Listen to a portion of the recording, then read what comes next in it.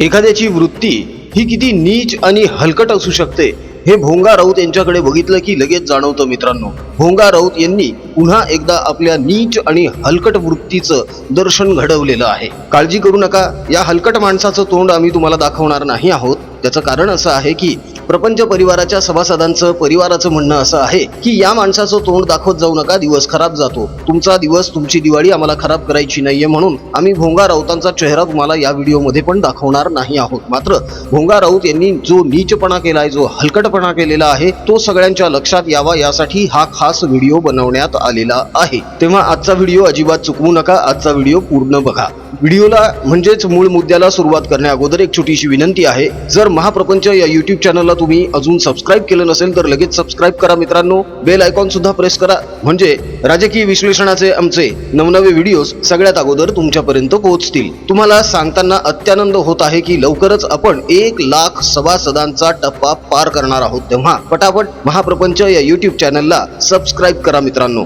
प्रपंच परिवाराने महाप्रपंचच्या जोडीलाच हिंदू प्रपंच हे नवकोर युट्यूब चॅनल चालू केलेलं आहे, ज्यावरून हिंदू धर्मशास्त्र, नीती, संस्कृती आणि संस्कार यांवरचे शास्त्रीय आणि वैज्ञानिक दृष्टिकोन असलेले व्हिडिओ सादर केले जात आहेत. त्या चॅनलची लिंक या व्हिडिओच्या डिस्क्रिप्शन बॉक्समध्ये दिलेली आहे. महाप्रपंच प्रमाणेच हिंदू प्रपंच या युट्यूब चॅनलला सुद्धा भरपूर सबस्क्राईब करा. आता मूळ मुद्द्याकडे, मूळ विषयाकडे येऊया. 2021ला उद्धव ठाकरे यांच्या मानेचं ऑपरेशन झालं. त्यांच्या मानेचं ऑपरेशन एकीकडे सुरू असताना त्यांचे चिरंजीव हे लंडनमध्ये आपल्या बॉलिवूडच्या मित्रांसोबत मजा मारत होते आणि इकडे कोमटरावांना प्रश्न पडलेला होता की डास कसा मारायचा. खरं तर हा प्रश्न कोमटरावांना पडण्याचं काहीच कारण नव्हतं, कारण कोमटरावांनी घरगडी पोसून ठेवलेले आहेत. त्यांना सांगायला हवं होतं की डास कसा मारायचा. मात्र मूळ मुद्दा असा आहे की डास कसा मारायचा हा प्रश्न ज्याला पडतो तो भर मंचावरून मर्द नामर्द अशी भाषा वापरतो. ज्या माणसाला डास कसा मारावा असा प्रश्न पडतो तो भर सभेमधून आवाहन करतो की मला अतिरेक्यांना बडवणारा हिंदू हवा आहे.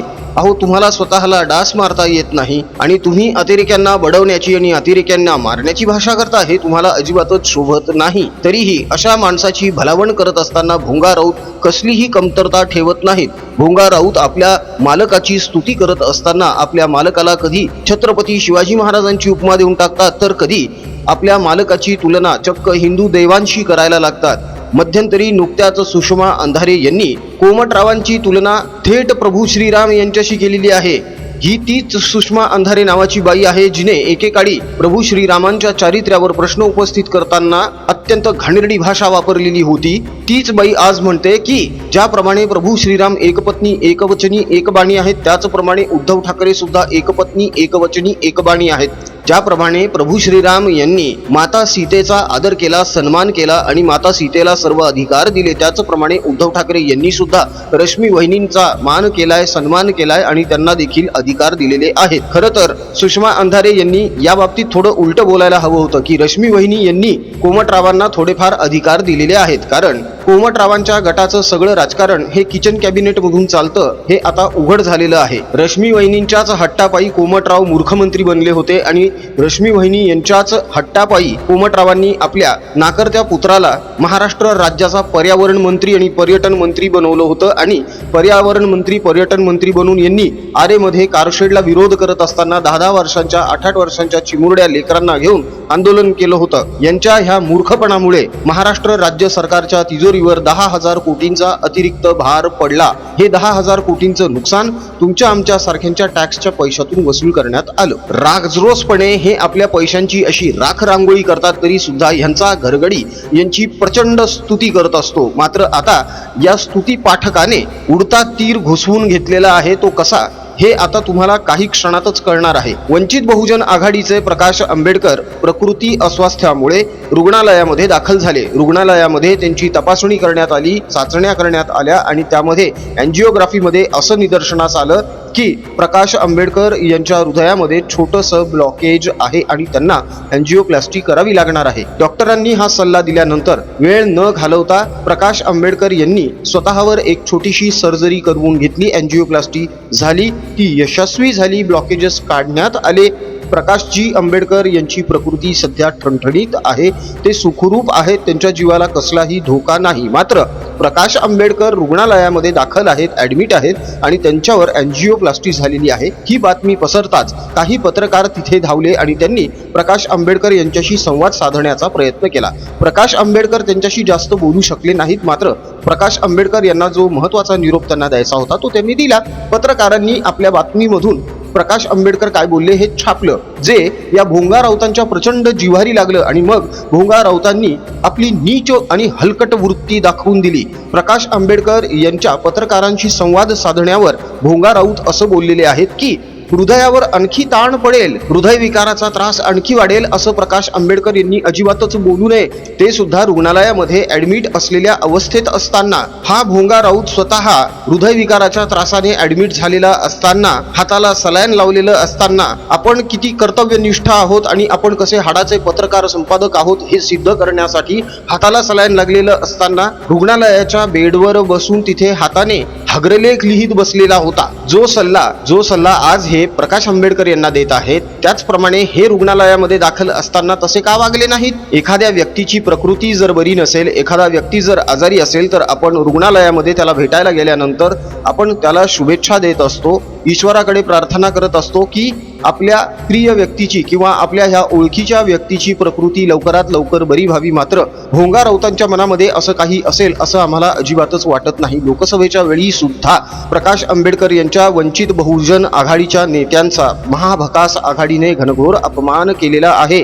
प्रत्येक वेळी जागा वाटपाच्या बैठकीला बोलवून यांना बैठकीच्या बाहेर बसवून ठेवलेलं आहे. 3-3, 4-4 तास यांना ताटकळवत ठेवलेलं आहे, ज्याचा प्रकाश आंबेडकर यांना राग आला आणि ते भकास आघाडीतून बाहेर पडले. मित्रांनो, राजकारण राजकारणाच्या ठिकाणी असावं आणि माणुसकी माणुसकीच्या ठिकाणी असावी. मात्र या भोंगा राऊताकडे या दोन्हीही गोष्टी नाहीयेत. या माणसाला राजकारण कितपत कळतं हा सुद्धा एक मोठा प्रश्न आहे आणि या माणसाला माणुसकी तर अजिबातच नाही हे उघड झालेलं आहे. स्वप्ना पाटकर यांना दिलेल्या गलिच्छ शिव्या, कंगना रनौत हिला उघड दिलेल्या धमक्या आणि गलिच्छ शिव्या, यासोबतच अनेकांना दिलेल्या धमक्या आणि यांची अर्वाच्य भाषा अनेकदा महाराष्ट्रातील प्रत्येकानं अनुभवलेली आहे. यांची वृत्ती ही अत्यंत जळकुकडी आणि नीच अशी आहे. यांचं वर्तन सुद्धा अत्यंत अश्लील, असभ्य आणि असंस्कृत आहे. 100 दिवस तुरुंगामध्ये घालवून आल्यानंतर सुद्धा हा माणूस अत्यंत निर्लज्जपणे वागतो. त्याचं कारणही तसंच खास आहे. ह्या माणसाला माहीत आहे की महाराष्ट्रामध्ये अनेक जण अजूनही बावळट आहेत, मूर्ख आहेत, जे आपल्या बोलण्याला फसणार आहेत. महाराष्ट्रातील याच गतिमंद माणसांच्या कमकुवत बुद्धीचा फायदा उचलत कोमटराव आणि त्यांचा हा घरगडी घाणेरडं राजकारण करतात. खरं तर कोमटराव आणि या घरगड्याचा लोकांना जितका राग येतो त्यापेक्षा जास्त कीव यांना समर्थन देणाऱ्यांची करावीशी वाटते. हा भोंगा राऊत अनेकांवर अनेकदा अनेक आरोप करत असतो. मात्र या भोंग्याकडे आरोप करत असताना कुठलेही तपशील नसतात, कुठलेही पुरावे नसतात. उचलली जीभ लावली टाळूला याप्रमाणे हा माणूस वागत असतो. या माणसाची वृत्ती इतकी हलकट आणि नीच आहे की हा माणूस उघड महिलांचा सुद्धा घनघोर अपमान करतो. जेव्हा एकनाथ शिंदे यांच्या सहकाऱ्यांनी बंड केलेलं होतं तेव्हा हा माणूस अत्यंत बेशरमपणे आणि निर्लज्जपणे असं बोललेला होता की वेश्या व्यवसाय करणाऱ्यांपेक्षाही हे 40 जण गैरगुजरे आहेत आणि या 40 रेड्यांचा कामाख्या देवीला बळी दिला गेला पाहिजे. या मूर्ख माणसाला एवढं सुद्धा लक्षात आलं नाही की एकनाथजी शिंदे साहेबांच्या या 40 सहकाऱ्यांमध्ये काही महिला सुद्धा आहेत. या महिलांचा सन्मान करणं तर सोडाच, ह्या नालायक माणसाने सरळ या 40 जणांना वेश्या म्हणून संबोधलं. विचार करा मित्रांनो, हा माणूस उघड कॅमेरा चालू असताना जर इतकं घाणेरडं बोलू शकतो तर वैयक्तिक पातळीवर, व्यक्तिगत पातळीवर हा किती नालायक असू शकतो, किती हलकट असू शकतो. भारतीय जनता पक्षाचे अनेक नेते म्हणतात की आम्ही संजय राऊत यांना गांभीर्याने घेत नाहीत. मात्र भारतीय जनता पक्षाचे नेते इथेच चूक करत आहेत. शिंदे साहेबांचे नेते सुद्धा इथेच चूक करत आहेत.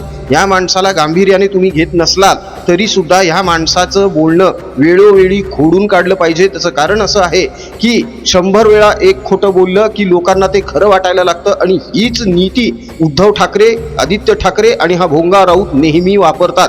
खोटं बोलायचं, रेटून बोलायचं आणि आपण जे म्हणत आहोत तेच खरं आहे हे लोकांना ठासून पटवून द्यायचं आणि सहानुभूतीची भीक मागत मत मिळवायची, हीच यांची रणनीती आहे. त्यामुळे एकनाथजी शिंदे यांचे सहकारी आणि भारतीय जनता पक्षाच्या नेत्यांनी, कार्यकर्त्यांनी या माणसावर तुटून पडलं पाहिजे. या माणसाचा खोटा नरेटिव्ह हाणून पाडला पाहिजे. आता पुन्हा हे लोक एक खोटा नरेटिव्ह पसरवणार आहेत की भारतीय जनता पक्षाने आणि एकनाथ शिंदे यांनी महाराष्ट्रातले उद्योगधंदे गुजरातला नेले. हा धादांत खोटा आरोप आहे मित्रांनो. या अत्यंत गंभीर अशा विषयावर एक व्हिडिओ लवकरच आम्ही बनवत आहोत आणि तो सादर करणार आहोत, तेव्हा तो व्हिडिओ सुद्धा अवश्य बघा, आपल्या मित्रपरिचितांमध्ये अवश्य शेअर करा. अजून जर महाप्रपंच या युट्यूब चॅनलला सबस्क्राईब केलं नसेल तर लगेच सबस्क्राईब करा, बेल आयकॉन सुद्धा प्रेस करा, म्हणजे राजकीय विश्लेषणाचे आमचे नवनवे व्हिडिओ सगळ्यात अगोदर तुमच्यापर्यंत पोहोचतील. महाप्रपंच प्रमाणेच प्रपंच परिवाराने हिंदू प्रपंच हे खास हिंदू माता बंधू भगिनी यांच्यासाठी सुरू केलेल्या युट्यूब चॅनलला सुद्धा सबस्क्राईब करा, ज्याची लिंक या व्हिडिओच्या डिस्क्रिप्शन बॉक्समध्ये दिलेली आहे. मित्रांनो, भोंगा राऊत यांनी प्रकाश आंबेडकर यांच्याबद्दल जे विधान केलेलं आहे त्यावर तुमचं काय मत आहे? तुका म्हणे ऐशा नरा मोजूनी माराव्या पैजारा, या उक्तीप्रमाणे शाब्दिक पैजारा जर तुम्हाला ह्या भोंगा राऊतांना मारायच्या असतील तर आमचा कमेंट बॉक्स त्यासाठी आतुरतेने वाट बघतोय, तेव्हा पटापट कमेंट करायला आणि शाब्दिक पैजारा मारायला सुरुवात करा. मित्रांनो, आजचा व्हिडिओ कसा वाटला हे कमेंट मधून नक्की कळवा. आजच्या व्हिडिओच्या मतासोबत जर सहमत असाल तर कमेंटमध्ये जय श्रीराम लिहायला अजिबात विसरू नका. राजकीय बातम्या, राजकीय घडामोडी, राजकीय अपडेट्स रंगतदार पद्धतीने जाणून घेण्यासाठी बघत रहा महाप्रपंच. पुन्हा भेटूया पुढच्या व्हिडिओमध्ये. जय हिंद, जय महाराष्ट्र, वंदे मातरम, जय शिवराय, जय शंभूराजे, जय भवानी, जय जगदंब, भारत माता की जय, जय श्रीराम.